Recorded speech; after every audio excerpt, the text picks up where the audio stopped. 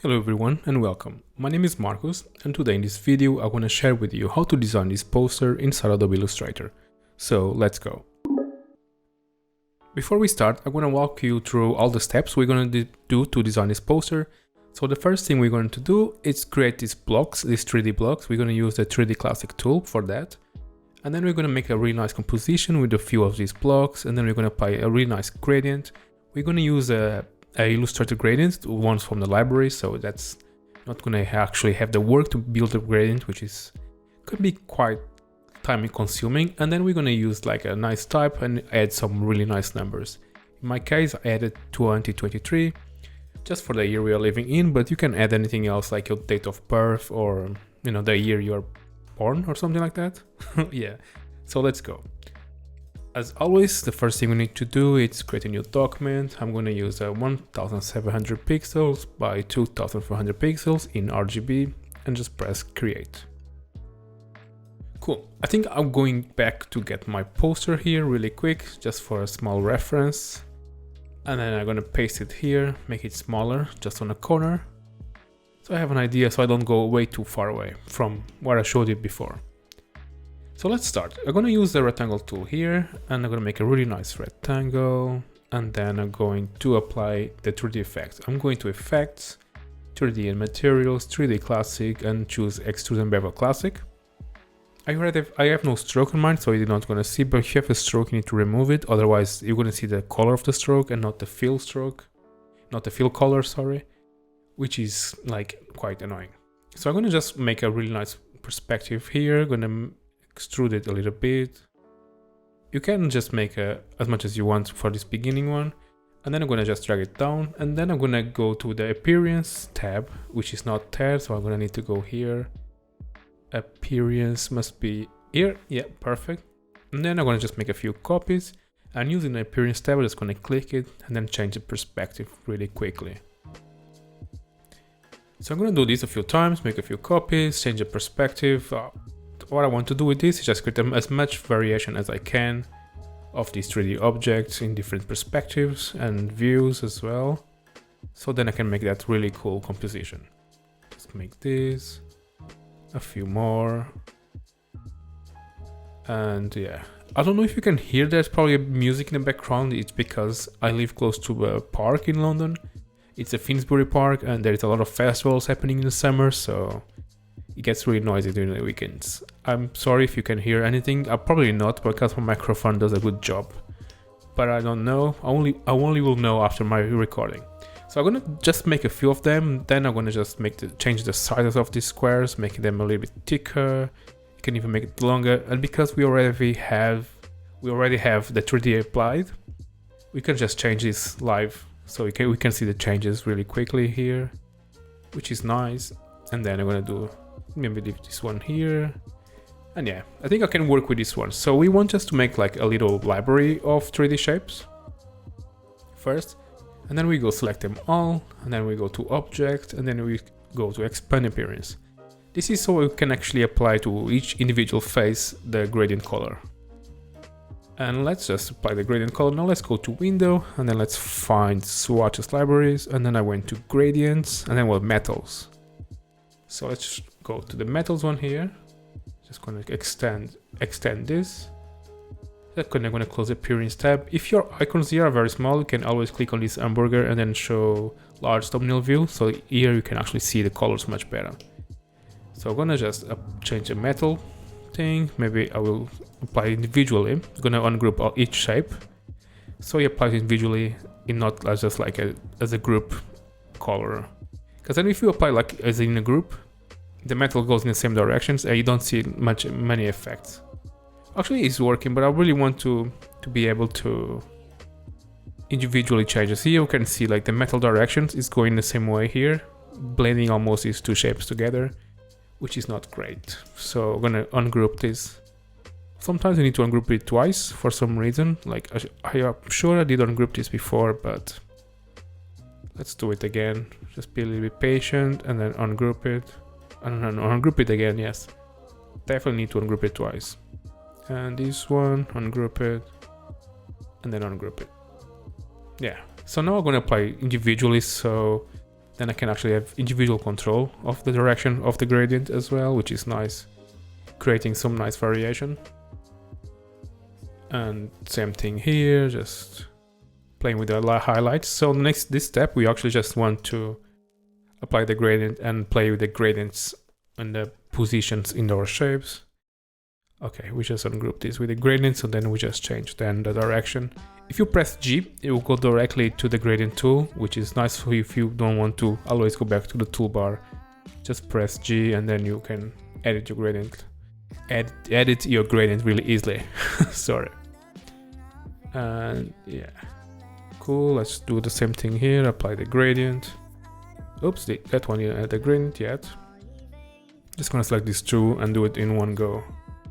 Actually, yeah, one go, and then individually press G and change the gradient direction like this.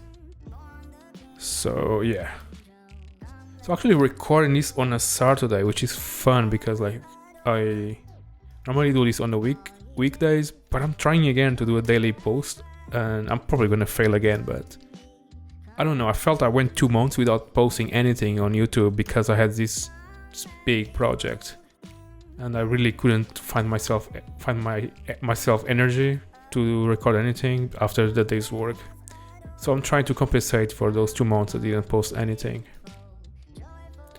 Okay, cool. We finished our gradients positions, and then I'm gonna group them again, select the shapes, and then press Ctrl or Command G, like this. Ctrl or Command G to group the shapes together really nicely, like this, and then perfect. All together connected. You can move them individually. This is when we start our nice composition. Let's just make a background first. Let's go back to our rectangle shape, to rectangle tool, and then make a really nice rectangle here. Let's make it black. No gradient. Make it black and then right click and arrange it, send to the back. Nice.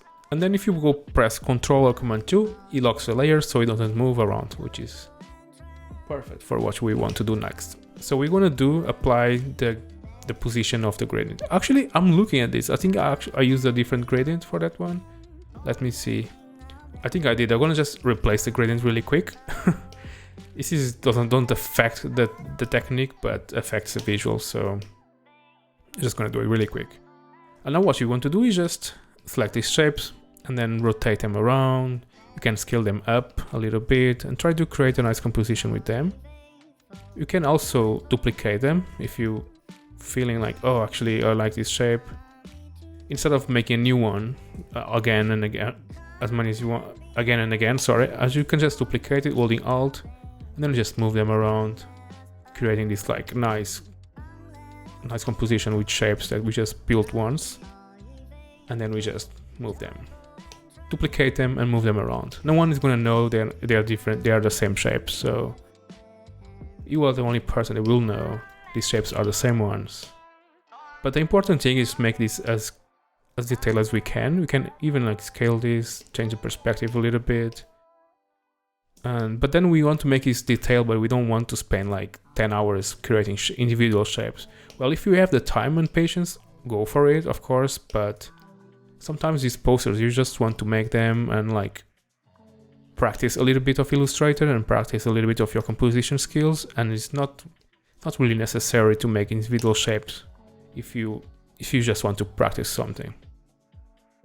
I like to do this type of like almost abstract posters because they require me to think a little bit more about composition and less about like type size and what's going on here, like, or storytelling. I just focus on the composition of the elements, rotating them around and see what looks nice. So like here I feel like this is really nice happening. What's happening here is really nice, but I'm feeling here there's like a small hole, so probably I'm gonna make a shape going there, like a small one. I'm gonna rotate them so I feel it's more complete there. Even maybe here, a small one here, just introducing them in the composition. Just scale this one a little bit more, and yeah, cool. And let's go, maybe this one actually needs a little bit of scale. Perfect. Now what we're going to do is to add this typography element. Sorry, I was just going to say numbers and then I was like, Should I call these numbers or typography? Let's add the typography elements. It's much a fancier name than numbers. So I'm gonna write using the text tool here. I'm gonna write 2023. It's always such a small text, it's like impossible to see. And then I'm gonna use, as always, Helvetica New. I think I use the medium height weight, so I'm gonna use medium as well here. I'm gonna make the type white, and then I'm gonna right click and then create outlines, and then right click again and then ungroup them. And then I'm just going to position the typography around my elements first. Can play also with the rotation of the typography if you want to, like just experiment how it will look like that. There's no rules here, this is just us having fun and practicing a little bit of typography. And also I think like when we do these very different designs, always inspire us to make different things in our day-to-day work. When I do these personal projects, I always bring a little bit of them to my professional jobs in, you know, as a freelancer. And let's just drag this up. And then actually, sorry, before I do that, so I distributed my elements, my typography elements in the artboard. Now what I'm going to do is just like move these objects around. So I want to make it feel like the 0 is behind this block. So I'm going to just arrange these elements to create this effect of three-dimensionality in the poster. We need to be sure not to lose the definition of the numbers, otherwise we don't want to make it hard to understand what's in there. So be sure to like hide the numbers, but not hide them so well that you can see them. Maybe this one is also gonna move in front, and this one here, no, maybe this one goes in front. This is the part where you're gonna be a little bit more creative as well, because you need to find a way to keep the shape of the number visible so people can see it, but also make it interesting, if that makes sense. Let's just move this backwards as well, like this. Perfect.